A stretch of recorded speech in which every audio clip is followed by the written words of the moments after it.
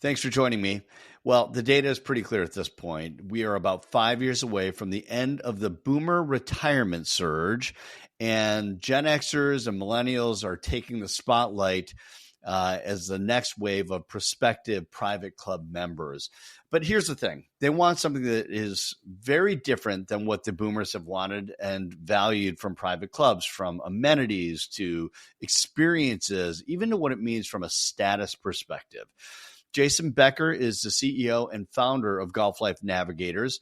If you're not familiar with Golf Life Navigators, it's essentially a matchmaking service for people who are looking to find the perfect golf community.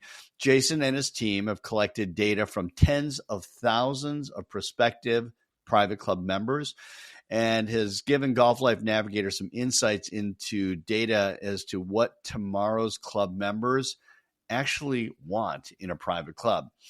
And what they want is shifting dramatically, as I mentioned. We're talking about things like amenities, like car wash and car detailing, dry cleaning pickup, and health and wellness facilities that rival some of the top fitness clubs in your area.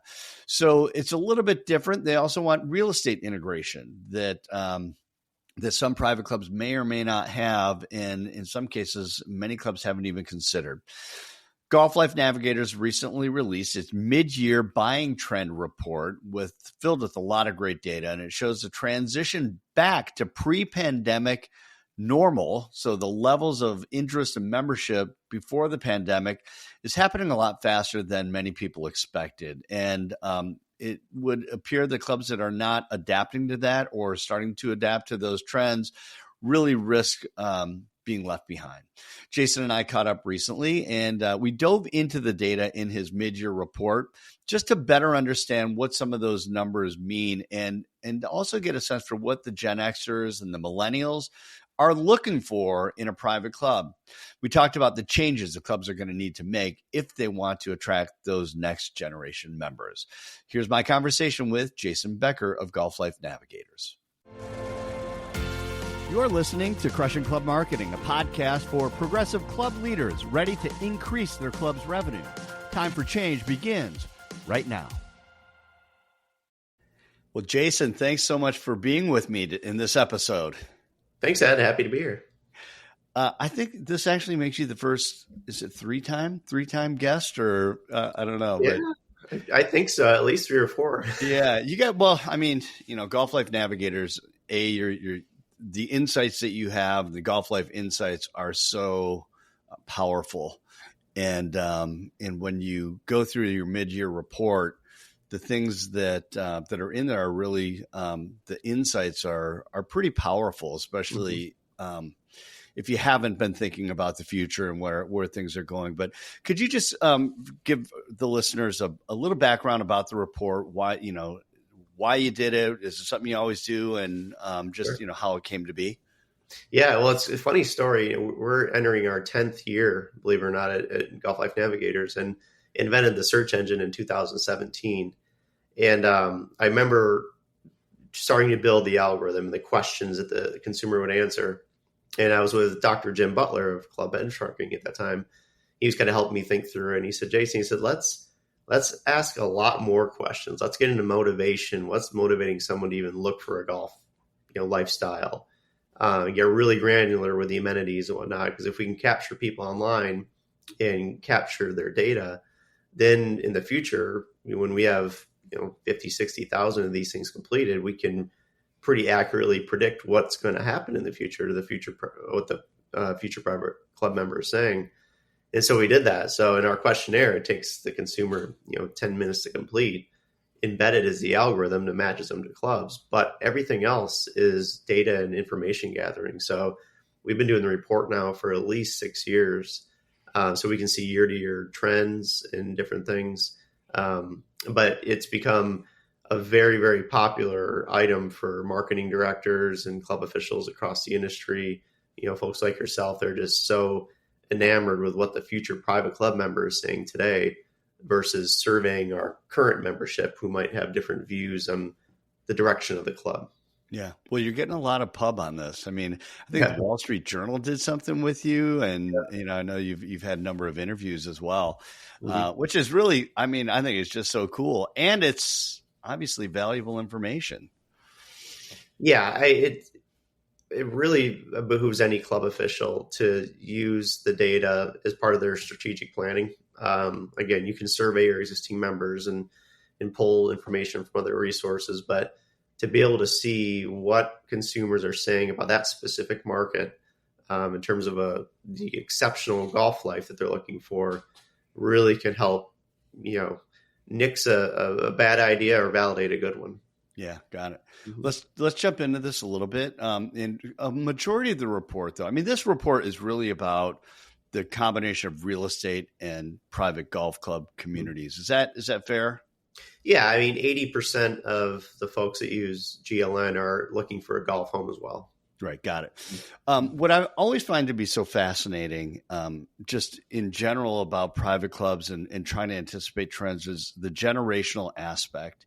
Mm-hmm. And so often when you get to, if you think about the more senior members at any club, they have this idea of what club life should look like and what it should be. And it's usually aligns with the values and how they have seen the world. So a boomer would see the world, private clubs differently than a Gen Xer, than a Gen Y, right.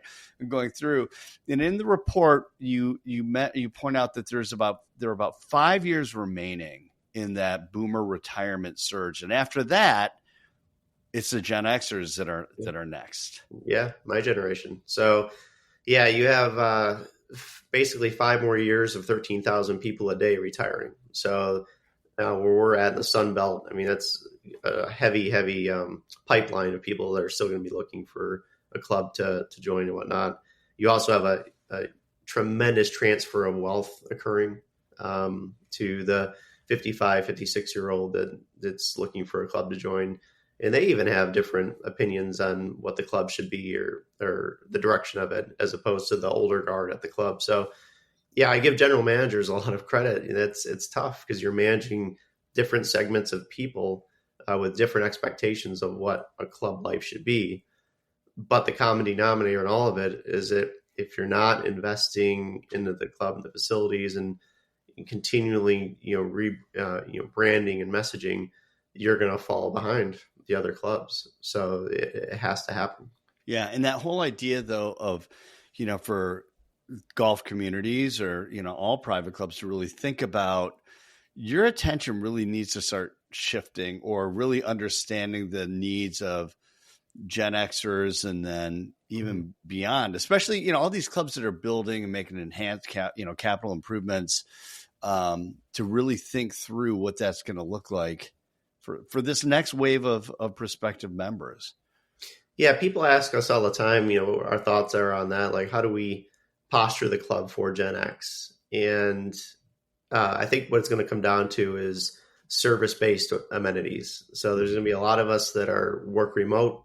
They can, work in Florida and then run out and play golf in the later morning hours. So car detailing, dry cleaning, daycare, those things are all going to be very, very desirable for someone who's still in the workforce and who wants to be at a private club. So every club is going to have tennis and pickleball and other amenities, but what the club does to kind of encapsulate the service-based amenities is going to be a big one, and the healthy lifestyle living, cold plunges, smoothie bars, those types of things. Right.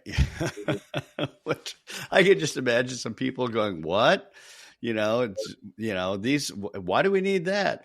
And in that same, I guess in that same spirit, just from a context perspective, I think that what I loved about the report also is that it's important now because there's this transition period.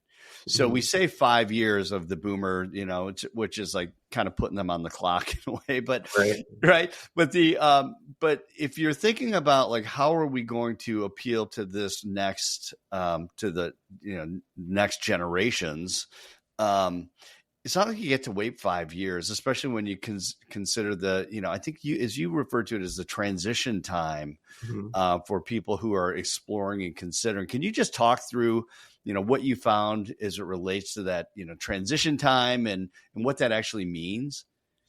Yeah, transition time we've always seen has been between 12 and 18 months. It's picked up a little quicker in the last year to 9 to 12 months on average.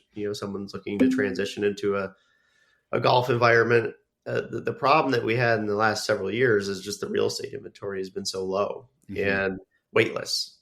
Consumers, by and large, don't want to be on a wait list, and especially have to write a deposit check and not be able to use any of the amenities. So now that that's kind of freeing up and going back to the normal golf life as we know it before the pandemic, consumers are starting to move, making the acquisitions and being able to not buy peak levels, especially at real estate. Right. So you just said something that I just want to make sure we capture is that things are going back to pre-pandemic. You're seeing that right now. I mean, we talked about this a few months ago when we were down at CMAA in Florida, but you have further proof of that right now that you're seeing, especially as it relates to residential golf communities. Yeah, well, real estate's really telling the story. Inventory is doubled, tripled in a lot of markets of golf homes, coming available in these communities. And so my theory on the whole thing is that the average club in that 75th percentile, which is a majority of private clubs across the country, which is also what our consumers looking for, $65,000 initiation range, right in that area, right? Their average attrition rate year to year is 8 to 10%. So 300 people are there. And they got to replace 25 to 30 of them year to year. Pandemic hit, and the attrition rate at a lot of those facilities dropped to 3 to 4%. So you had less turnover, which caused the waitlist situation. And my theory on it was that the average 80-year-old who had planned on resigning from the club and moving on to something else in 2020 didn't, because of the pandemic, and this was a controlled, safe environment at our club. So why give that up? Well, now that we're past all that, that person is now 85, and now they're exiting. And so that's what's fueling the massive inventory of golf homes, which is going to fuel a higher attrition rate, or back to normal attrition rates for the clubs. So what's happened is this is completely shifted to a buyer's market for the consumer. So the wait lists have shrunk, if not gone completely, at a lot of clubs. So I don't have to wait now. And the real estate prices have dropped 5 to 10%. So I'm not, paying at a peak level. Are you seeing that outside of Florida as well? Because I know that's, right. Okay. So across the Sun Belt and primarily, Sun Belt. Yeah, in every market. Yeah, interesting. What I also thought was interesting about the transition time. So I'll be 60 this year. And I was thinking about the fact that, I can see where you get serious, or maybe in that real transition time in that 12 to 14 months or something like that. But it doesn't mean that I'm starting to think about it now. Even if I don't make a decision for 5 years, and exploring and going places to stay. And it's almost like, I guess what I'm getting at is that it's not too early for, golf communities, private golf communities, to start thinking about where are these people? Where are these people today? They may not be ready, but where are they? What are they looking for? What are they doing? Or what will they want?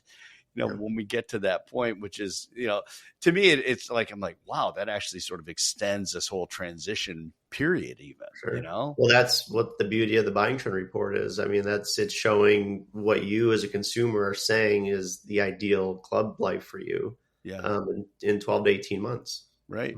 A couple of the pieces, and what I'd like to do is just go through some of the, just some of the trends that you're watching and your thoughts about some of the trends that are in the report. But some things that you have in the report is that a majority of GLN users, Golf Life Navigator users, are men. That they're probably, as they're going through, considering what their family or their spouse is going to value as well. They're typically better golfers with a handicap between 10 and 12 in general. And they're they're interested in full golf memberships. They're usually not like, hey, I want a social membership in a golf community. Is that right?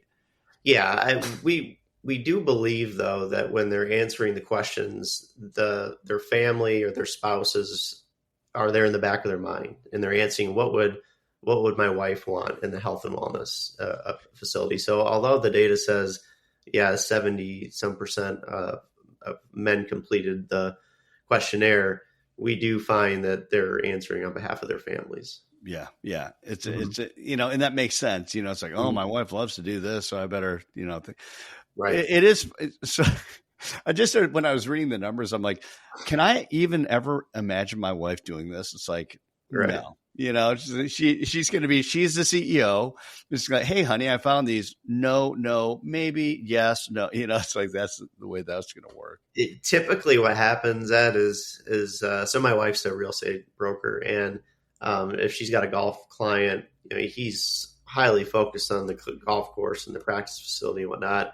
And then she's focused on the real estate and the lifestyle. So Courtney knows what she's, talking about in terms of both of those worlds. So she can help kind of, navigate them to communities that are going to check all the boxes. But it's, definitely real estate and lifestyle driven on the female's part. Yeah, I love it. Let's start there at the, as far as the trends, that integration, you call out the real estate integration. One of the things that seems obvious, and I think you mentioned as well, is the need for clubs to really partner more closely with real estate in general, and creating that market awareness. Can you talk a little bit more about that and like what you're seeing, like what's been happening and maybe what needs to happen in that way? Right. So if we know that 80% of the marketplace has real estate as part of the decision process, it only behooves a club and a membership director to have information handy or connectivity to a partner real estate brokerage for those prospective members. So as an example, you've got a couple coming to visit the club.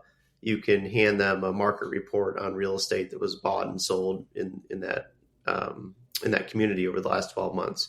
So just something very simple. And any real estate agent can send that to a membership director or a club official. Mm-hmm. But the models that I'm starting to see pop up, which I completely support, is having an on-site broker and just giving them an office in the clubhouse. And the club doesn't have to monetize real estate because that's a process in itself to get a license as a brokerage. But that broker could pay the club rent for the office for a year, which is based upon a formula of total sales volume, be at every board meeting with a report of who just listed, what just sold, what the market values are compared to the peer communities, be at every member event, just like the golf pro is, the chef, whatnot. And so those models are starting to really take place. I've seen them on the East Coast of Florida, even as far up into the Carolinas, where clubs are finally saying, for years, we didn't want anything to do with real estate because we had members that were selling and didn't want to upset them, whatnot. But we need to get our arms wrapped around who's buying in here and protect the market value of the homes in the community. Because it's just part of the decision process. Yeah. So that, and that always comes up, right? It's like, oh, well, we have a member who lives in the community that, we give them all the leads, or we have three, we rotate that, between the three. And, I guess it makes sense when you hear that, but, the idea, how do clubs get around that? If they're like, you know what, thanks, but we're going to actually have a broker from whatever, Coldwell Banker, whatever the local, big powerhouse is, and they're going to office in the club and do the things that you're talking about. Is it odd that if they're not members, are they treated more like as a staff member in that way? I mean, how have you seen that work best, I guess? Yeah, there's a lot of trepidation, from a general manager to hit that send button an email goes out to all the members that we're going to do this. So you definitely need board support on that. But the few clubs that I've talked to recently who've sent the email, were very nervous to do it, but nothing really occurred. The members that were selling in there understood. They're just one of, a thousand other members in there, and they can't just expect to have, all the real estate, sales volume that's occurring. So I think it's just one of those things where if you have your board support and the contingency of members, you can move forward and do it. But you got to have the plan in place for sure. Yeah. How one more question, just kind of keep moving along. But have you seen a good way of selecting that brokerage firm? Like, is there, what has been in your opinion, the best way to do that? Because I'd imagine there might be several, groups that would have an interest in that. Well, so I'm not touting Golf Life Navigators at all, but we have that golf certified real estate agent program. And so these are the real estate brokerages and agents and advisors from across the country who live in golf. They love it. The golf is their passion. And so, like my wife, knows both worlds. So if I was a club official, I would start there in the directory that we have in that market and reach out to that agent or advisor and interview them, bring them in and say, hey, this is what we're thinking about doing. Will you give me an RFP on what it would take to house, a couple of agents or broker in here? So that would be the best way to do it. And then there's agents from Engel and Volker, Sotheby's to Remax that are all golf certified. So they can certainly pick and choose which one they have the best connection with. Right. Well, and it makes sense. Like someone who understands the value of a golf community, understands or the value of a private club community and what that looks like. And is different than someone who's just selling homes around the area. Right. And it's like, oh yeah, it's a beautiful golf community. But when you can really sell the community part of that private golf club, that matters, as far as getting those people in and those people who are certified know that. And yet your report is also showing a shift of people not wanting to live in, gated communities. What do you think that's, and it's not a lot, right? I mean, it's 49% prefer to live outside. I don't know what had the trend been. Was it quite a bit higher?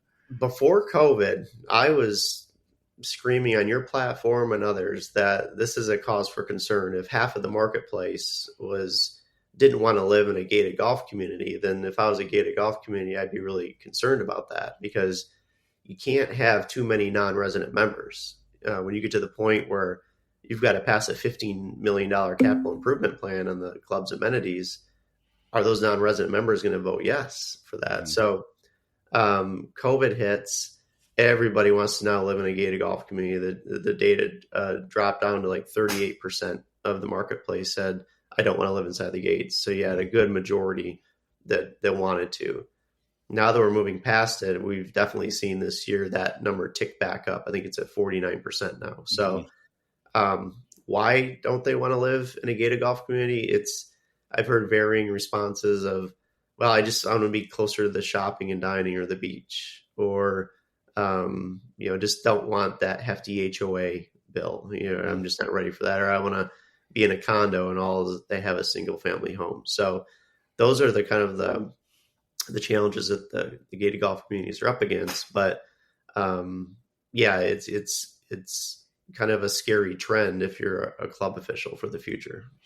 I was reading something else recently, just generational stuff, and it kind of made me laugh as it relates to private clubs, but how a lot of the millennials are just, the idea of exclusivity is sort of a turnoff. I mean, it's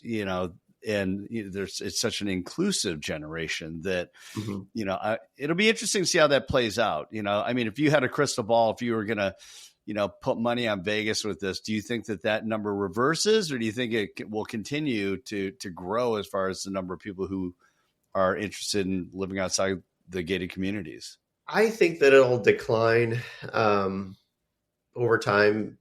I think one of the big reasons why the 56-year-old is saying they don't want to live in a gated golf community is there's a misconception that the average homeowner is 80 in those communities, and they want to be around younger people. Yeah. So I've had people actually compare it to Del Boca Vista in the Seinfeld episode where Jerry's parents live in that, the crazy community and all these Yeah. political issues and whatnot.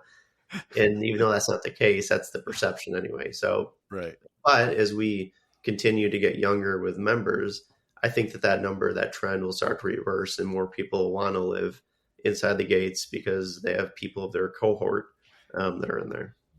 Which goes back and connects to what you're saying about, the professionals, the real estate professionals who are certified, that understand that, because they're going to know all the people that are there. Right. And they're like, oh yeah, let me tell you about, the Johnsons, the Smiths, and, Harrisons and blah, blah, blah. Right. I mean, they know, and they can help to, clear up any other misconceptions that a prospective buyer might have about that as well. Yeah, I'll give you a great example. There's a club in Naples that had an on-site real estate brokerage for several years, and they're doing on average about $60 to $70 million a year in sales volume. Wow. They were at every member event, they were at every board meeting, really ingrained into the club's culture. It was just like another extension of the club. President came in and said, "Well, I got a better idea. We're going to sign with another brokerage." And that brokerage was not present at any of the member events and was really kind of just there. And their sales volume the years after were 20 to 25 million. Wow. So think about that. That's how many members that sold decided to use an outside brokerage because they didn't have a relationship with the new folks. Yeah. So it really does work. And to your point, the more that they're ingrained with the members, the more connectivity they can have with the prospective member, and ultimately get them, to join the club as well. Yeah. Sorry, tangential question just popped into my head. So when there's a broker that's officing on premises, what happens if a realtor wants to sell a home or show a home in that gated community? Typically, they still show it, or how does that work? Yeah, I think they just go through the broker though, and with a visit, they certainly can sell in the community, but that broker that's on site will be there to kind of answer the questions about, the real estate that's available in the club and make an official introduction to the membership director. Yeah, there's just a lot more professional experience for the consumer as well. Yeah, got it. Mm-hmm. Let's talk about the lifestyle amenities. And, some of the stuff that was in theirs is not all that shocking. At least, when you talk to a lot of people in the industry, health and wellness, food and beverage, pool operations, the health and wellness stuff, the increase, I think you cited a 6% increase so far in 2025. And that kind of fascinated me in a way. So I just did a little ask the Google machine. Global health and fitness market is projected to reach 111 billion in 2025 with a 9.5% compounded annual growth rate. So, I mean, that interest in high end gyms, as well as the interest in health and wellness, I mean, it's corresponding as well. I mean, and from what you can tell, like, is that prospective member or resident interested? Like, they want nice stuff. They don't want just like a little room with some free weights and a solar flex machine, right? I mean, no, they want the ability to have a nice gym and organized classes like yoga and boot camps and whatnot. PT facilities and massage and spa are starting to get very popular with the bigger clubs as well. So just all of these service amenities within health and wellness in general are very, very popular. What will you look for as far as trends? I mean, what sort of has your interest in this category of food and beverage, pool operations, and health and wellness? I mean, your number is 49% consider it important when it's, as it relates to food and beverage, and 44% value the clubhouse pools with F&B service. Mm-hmm. Is that like, when you think about that area, what do you think will happen? What are the things you'll look for with those numbers? When I think about it, I think that over the last 7 years, it's been very consistent. So there's really been no major shifts and lack of interest for those amenities or more. But when you know that 1 out of every 2 members or prospective members that visit has that in the back of their mind, you certainly have to have the information readily available and or marketing it or messaging it online. Mhm. for the club's website. So things like a sports bar setting or wine tasting club, kid-friendly restaurant. If you have these types of things, it's definitely important to be showcasing because it Mhm. makes a difference. And it connects to the community too, and living Right. in the gates and that whole thing. We had a client say, and I always think about this as it relates to dining at clubs, is that, it's got to be great. I really think if you want people to come and enjoy that space and build community, you have to have memorable food. But he goes, I don't need our restaurant, our food to be the best in town.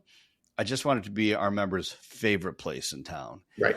And I thought, man, that really captures it. It's got to be, the food has got to be to a point where it's really good, really reliable, and people, it's their favorite place. Why not go there? Yep. And so you and I have laughed about this all the time. How many clubs' websites do we see with empty dining rooms and empty Right. bars? Yeah. You have to have people laughing in present. Yeah. Tough pictures to stage, but you have to do it. Yeah. Mhm. Yeah. We just did a webinar webinar the other day on websites. And we talked about that too. And just said, Mhm. you're right. You and I talk about that quite a bit. It's just let the people know what it looks like at your club to be a Right. member there. Mhm. Some of your golf specific stuff was really interesting to me as well. And I thought that one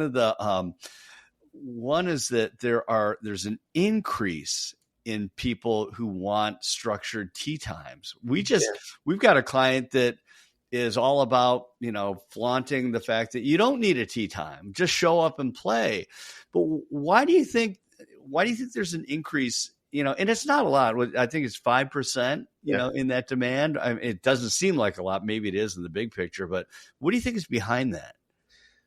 Well, I think a lot of northern facilities where these folks are coming from have no tea time systems, and so it can be frustrating to show up on a Saturday at 9 a.m. and there's 4 other groups waiting to tee off as well. So that it kind of has its positives and negatives, but at the end of the day, knowing that they can book a tea time 2 weeks out, and they're flying into Scottsdale and they got their tea time.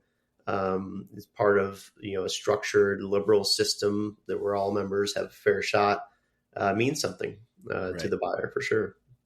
Is that, I just started thinking about the average age. What are we at? Like, would you say 56. 56 to 57 years old? Mm-hmm. Right. And which is different than 65 to 67 for sure, where you've just got all day and what's it matter? But if you were younger than that, you've got stuff you got to be able to do. And the Right. idea of like having this grab bag of maybe I get on fast, maybe I don't, probably doesn't fly with a lot of people too. Don't you think that Correct. younger set? Yeah. Yeah. And a lot of the tea time systems are app based, and everybody's got their iPhone with their apps to book a tea time. So yeah, it doesn't surprise me that that's a growing trend. Between now and practice facilities, always been the top most desired golf amenity. But I think the other bigger one we are seeing is interest in reciprocation at clubs. Oh, So right. folks are thinking that's a pretty cool system, right? I'm a member of a club, and from the end of May to October, I can go play other peer clubs for a cart fee. Right. That sounds like a lot of fun. So it's gaining a lot of traction. It's, you start to put all these pieces together of this profile and these people. And that is a way, that we were talking about exclusivity a little bit earlier. Reciprocity is a great way to sort of neutralize that. Mm-hmm. It's like, in fact, I just found I'm so stupid sometimes, but I'm like, I just found out in my town there are other private clubs, and someone's like, oh, you can charge your guest fees back to your club. And I'm like, oh, I didn't think about that. Yeah. I mean, I can't get on there whenever I want, but if I'm out with a guest or I have a guest or I'm the guest with someone else, it might make it easier to say, hey, come on over. Let's play over here today. Or let's, Right. it's just similar to reciprocity in some way. I mean, it's not true reciprocity, but yeah. Well, it all goes back to the socialization part of this too. In Florida, anyway, a lot of the men's and ladies groups travel together. So there'll be 12 of them that'll go and play a totally different facility, and then go do lunch afterwards, and it just becomes a really fun socialization opportunity. Yeah, it's interesting. The Mm-hmm. home and home stuff, even you can do with couples, and Yeah. we have friends. We talk about that all the time. Mm-hmm. So I found it interesting the increase in people who are walking, which kind of to me Mm-hmm. corresponds with the fitness and and the moving around. But that high number of and maybe this is part of it. I mean, you're a golf professional. It corresponds with that 10 to 12 handicapper, but the number of people where the practice facility means so much. I mean, it's like Yeah. almost twice, well, more than twice as much interest in that than so many other things, including Mm-hmm. reciprocation for that matter. Yeah. Yeah. I implore membership directors all day long to take your client out to the practice facility and have the golf professional there as a chance encounter, with Yeah. them, to tell them about, how, they view the practice facility, the clinics that they have, and any sort of capital improvements they're going to make for it. But, again, our average user is a 10 to 12 handicap, plays 3 to 4 days a week, and is 56. So, they want good practice. They might not have time to go out and play 18 holes, but they want to, they got an hour to go spend at the range. They want it to be nice. Yeah. Yeah. And I'm that guy. Aside from the age, I'm that guy, man. I love that whole thing. So still important, especially in the Golf Life Navigator universe. I mean, that's why people are looking. They love the game. They're looking for a place to live where they can go and play and enjoy that more. Mm-hmm. The last trend that I'd be interested to get your take on is just, we're watching the clubs within the club, those special interest groups, almost like, Right. How strong, and I don't know if that means like mahjong or other things, or is it, I don't know if those are other, pickle leagues and things like that. But when you think about that sort of thing, is that something that you would say, hey, it's really important for clubs to really think about what opportunities there are to have a club within a club? Oh yeah, I would definitely have a page on my website dedicated to it, even with contact information to whoever's leading those clubs, whether it's a car club or travel or beach wine tasting, whatever it might be. Those are all very, very important things to the consumer, and that's really where the whole eHarmony thing comes about with all of this. When we we built GLN, we kind of replicated a dating website app. So, user A is the club, they put in what they're looking or what they have to offer, and user B is the consumer, and they put in what they're looking for. So same thing here. If a membership director can see what social interests this couple has before they come and visit the club, it just creates a whole series of conversations and to bring people to the club for lunch that are part of those same groups of like-minded interests. So if a club does not have the ability to capture that ahead of time, I definitely would have it as on an intake form if they become a new member. Hey, of all these things, what are you really interested in? And we'll make sure to introduce you to the folks that are part of those groups. Yeah. So it's the idea, like if you have a good community, you can really amplify that and grow it by, in the eHarmony example, identifying and spotting the people that share that same interest and passion. You're only going to help long-term retention and happiness at that point. So it's a must. Yeah. Interesting. Mm-hmm. It seems as you think about the next, I don't know, next year, next several years, what other things will you really be looking at, and what's your sense? I know, as you mentioned, we talked earlier this year, just about things sort of returning back to pre-pandemic. Mm-hmm. We've had that conversation several times, but are there other trends or things that you're looking at after this mid-year report that maybe you weren't considering before? Yeah, it'll be interesting to see what happens at the end of the year with where the report finalizes for 25, and if these trends continue to take, which we believe they will. But it's really by the crystal ball. It's the service-based amenities that are going to start popping up at the clubs, mm-hmm. and that's going to be the differentiator between one club and the next for a consumer that could ultimately land that new buyer. So for the clubs that are listening, I think that's something that they really need to start thinking about And it's tough because that entails having more humans on staff to operate car detailing or dry cleaning, daycare, etc. So, but it's definitely the wave of the future for the Yeah. younger member. Yeah. There's we recently recorded an episode, talking about just the importance of having even the right people and appealing to the right people. And what has been a very, in hospitality, a challenging business to have families in but that's the other part of all this stuff. And you can have the great amenities but if you don't have people and the right people, then that can obviously have a big impact as well.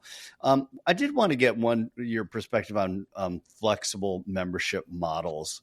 Are you seeing that? Are you seeing more of that in general as far as what clubs are offering, and that they want people to know that they have, does it go beyond golf and social? And if so, have you seen anything really noteworthy in that arena?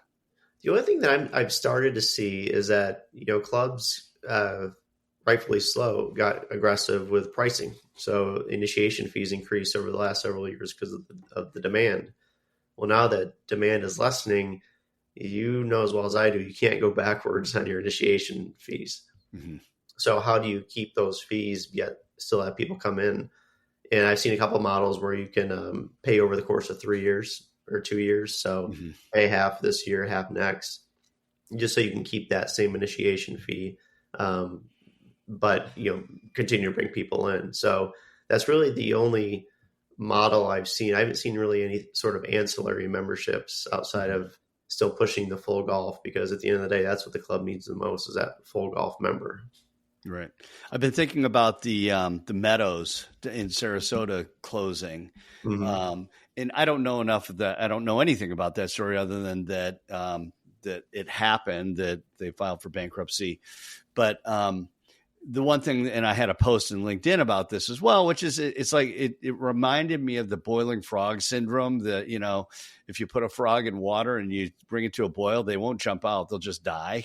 Mm-hmm. Yeah. And and not so much to comment on, this exact situation, but it feels to me like we're at this stage in many ways. Maybe we've been here for the last several years, and even pre-pandemic for sure, of like, you have to start shifting. You have to start addressing some of these things that you're pointing out and acknowledge that they're real, or else you're going to end up being the boiling frog.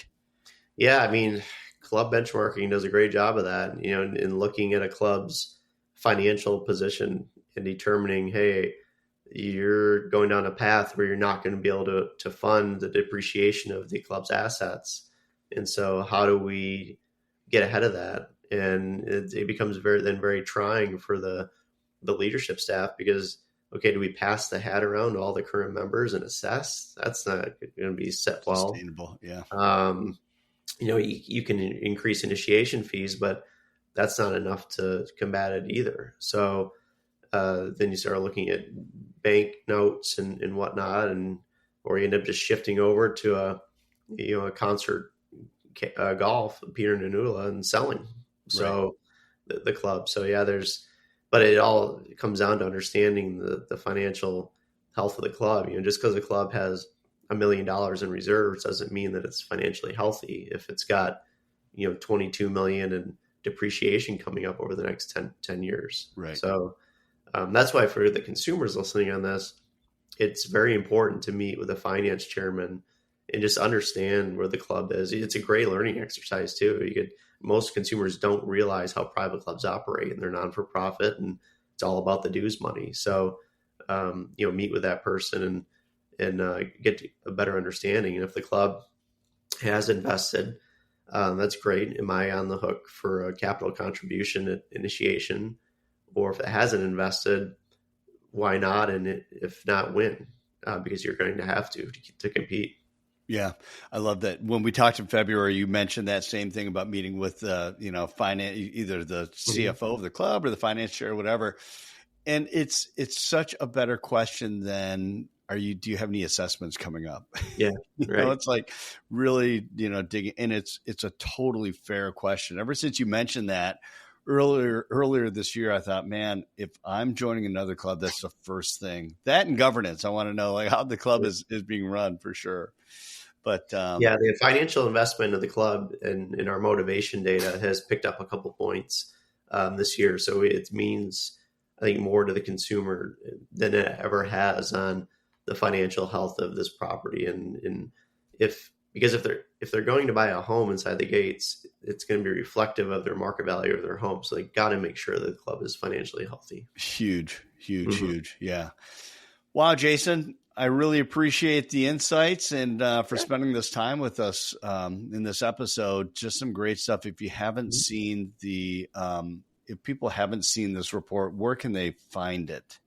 Well, if you want to link it, Ed, to your post, feel free to do so. You have the URL for it. Yeah. I'm happy to share it. Good idea. Yeah. And hey, I look forward to talking to you again soon. And I'm sure at the end of the year, we'll have an opportunity, hopefully, to talk more as the year shapes up. So thanks again. I appreciate it. Thanks, Ed.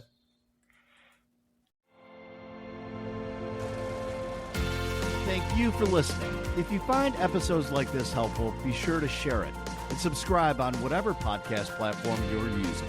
Until next time, keep crushing your club marketing.